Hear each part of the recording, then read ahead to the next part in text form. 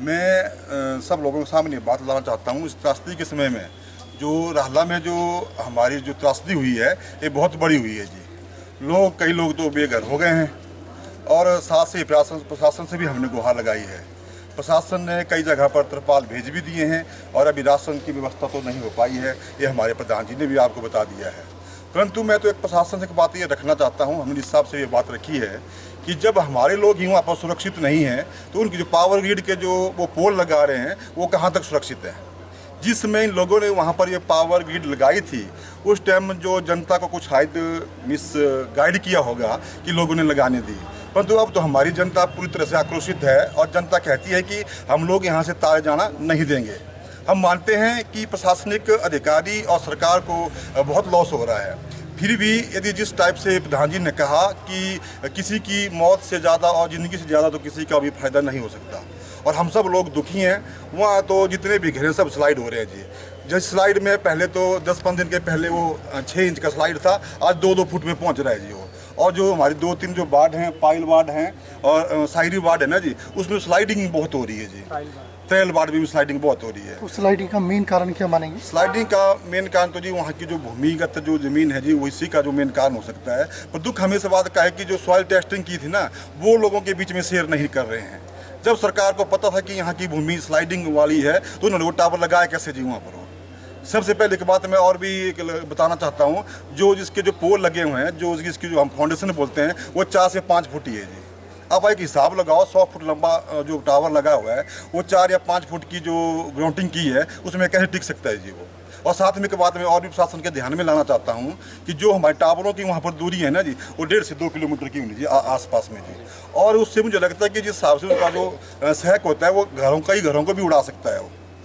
तो आने वाले मैं प्रशासन से एक गुहार लगाता हूँ कि वो लोगों की जो ज़िंदगी है उसका एक ध्यान रखते हुए या तो उसे रोक दे, अन्यथा उस तारों को कहीं और जगह से लगाने की जो है मैं प्रशासन से गुहार लगा रहा हूँ। जिन्होंने बताया कि हमारे मुख्य जो संज्ञान थे जो हमने डीसी साहब को सौंपे उसमें हमारा पावर ग्रिड का ये सबसे बड़ा मुद्दा था, जिससे हमारे काफ़ी मकान और जनता हमारी प्रभावित हो रही है, जिसमें 1000 से 1200 लोग जिसमें आ रहे हैं, उसकी जद में जो आ रहे हैं।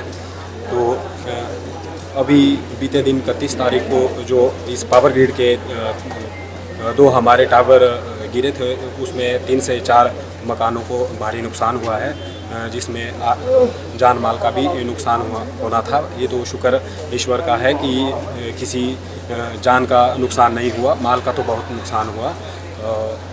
अभी हमने इस बारे में हमने डीसी साहब को सभी संज्ञान सौंपे और हमने गुहार लगाई कि जो हमारी इतनी ये सारी प्रकार की जो परेशानियां हैं आप इन्हें जल्द से जल्द प्रशासन की ओर से हमारी मांग को पूरी करें। एक्चुअली में हमारा जो डीसी साहब उपायुक्त महोदय से मिलने का विषय हमारा ये था कि हमारा थोड़ा पावर ग्रिड की वहाँ से टावर लाइन गई 400 kV की, तो उसके रिगार्डिंग हमारा अभी टावर हमारे गिरे भी, हाल ही में अभी गिरे हुए 31 अगस्त को 2 टावर गिर गए हैं 39 और 40 नंबर। उसके रिगार्डिंग हम यहाँ पे उपायुक्त महोदय से मिलने आए थे और हमारा पूरा डेपुटेशन आया पंचायत का। और अभी आने वाले टाइम में जैसे तारे डलवा रहे हैं 37 और 38 नंबर 2 टावर हमारे और मतलब खतरे की जद में।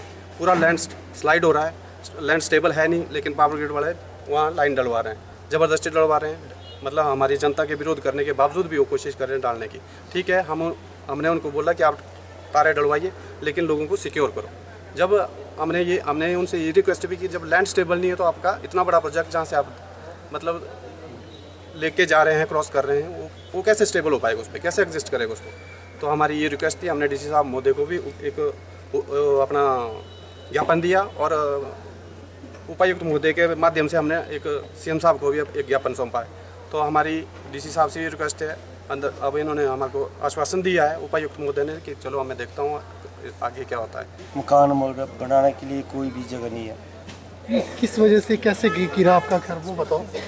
बारिश से बारिश तो स्रोत से वो टावर साथ में टावर भी है साथ में। वो तारों का जितना मतलब तार। खिंचाव आगे और तो अब आप गौशाला में रह रहे हैं, हाँ जी। कितने दिन हो गए गौशाला में रहते हुए आप? गौशाला में तो हो गया जी 2-3 साल ही हुए। 2023 के बाद 2023 से लोग परेशान है सर। अच्छा, 2023 में आपका घर गिरा था? उस टाइम उनके क्रैकेज आई थी ना। नहीं, एक सेकेंड, आपका 2023 में आपका घर गिरा था? हाँ जी। फिर आप गौशाला में रहते हुए कितना समय हो गया आपको? वो 23 से रह रहे हैं, 2023 से। कितने लोगों का परिवार है आपका? तीन है जी। एक माता है, 2 मियाँ बीबी हैं। गौशाला में ही रह रहे हैं? गौशाला में। और गौएं कहाँ है आपकी? गाँव नीचे है, ऊपर हम रहते हैं। छोटा जैसा है वही। क्या नाम है आपका? डुमनसिया। कौन सी पंचायत बोलेंगे? ये राला पंचायत। गांव का नाम? गाँव का पायल है। ये घर गिरो जो मेरा जमीन बिल्कुल सारी खत्म है। यहाँ घर बनने को जगह नहीं रही।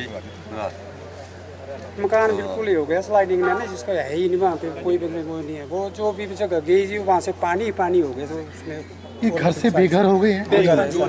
इसको उठा के मैं दूसरी जगह शिफ्ट किया हुआ। खाना बनाने के लिए जगह भी नहीं बची है जी। बिल्कुल भी जगह नहीं इनके लिए है। वहाँ पर जो भी इनका जगह थी वो भी खत्म हो गई है। जो मकान की इनकी भूमि थी वो भी बिल्कुल खत्म हो गई है। जो प्रशासन से इनको तिरपाल मिली है ना जी, उस तिरपाल के नीचे रेस्ट आर्मी पूरी बिल्कुल तिरपाल पूरा के नीचे परिवार। जो विभाग ने प्रशासन ने तिरपालें बांटी उसके उसको उस तिरपाल के टेंट डाल के पूरा परिवार उनका उस टेंट में रह रहा है। कितने लोगों का परिवार है इनका? कितने फैमिली कितनी है? 7 परिवार है जिनकी। ये तिरपाल के नीचे ही रह रहे हैं? 7 लोग तिरपाल के नीचे ही निकाल रहे हैं। सरकार से क्या मांग कर रहे हैं आप बताइए? बस सरकार से ही मांग है सर कि इनके लिए कोई सुरक्षित भूमि दी जाए और जगह भूमि दी दिया जाए जाए, ताकि इनकी कोई भी भूमि नहीं है इनके पास। वो भी जो भूमि थी वो सारी मतलब नष्ट हो गई, तो इनके लिए कोई नई भूमि व उधर के लिए भाई दिया जाए। तो यही सरकार से निवेदन है। फौरी राहत के तौर पर अभी क्या मिला है इनको? और रात इनको जी 5,000 रुपये मिला।